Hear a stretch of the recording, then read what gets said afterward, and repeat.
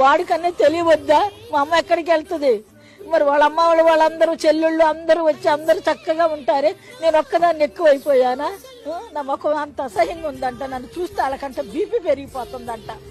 నన్ను చూస్తున్నంతలోనే అంత బీపీ పెరగలుగుతుంది. వాళ్ళకి హార్ట్ అటాకులు వచ్చి పడిపోతారంట, చచ్చిపోతారంట మొగుడు పిల్లలు. అంత ఇదిగా ఉన్నాను. నేనే పెంచాను కదమ్మా, నేనే పెద్దదాన్ని చేశాను కదమ్మా. తిన్నామో తినలేదు, నేను పాలిస్తే పెద్ద అయ్యాడు, నా పొట్టలో వస్తే పెద్ద అయ్యాడు, నా బ్లడ్లోనే ఆడు బ్లడ్ తీసేయగలడా? నా బ్లడ్ బయటికి లాగలడా?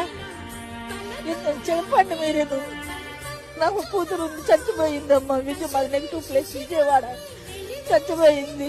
అది ఉంటే నాకు అసలు ఈ తిప్పలు ఉండేవి కాదు, నేను అక్కడికే వెళ్ళిపోయేదాన్ని. దీనికి ఒక చట్టం తీసుకురావాలమ్మా. ఏ కొడుకు కూడా ఇలాంటివి చెయ్యకూడదు. ప్రతి ఒక్క కొడుక్కి చెప్తున్నాను. దీని వెనకాల వాళ్ళ భార్యలు వాళ్ళ అమ్మలే ఉన్నారు. భార్య చెప్పుకోవాలిగా, మా అమ్మ ఒక్కదాయే ఉంది, మా అమ్మకి ఎవరు లేరు.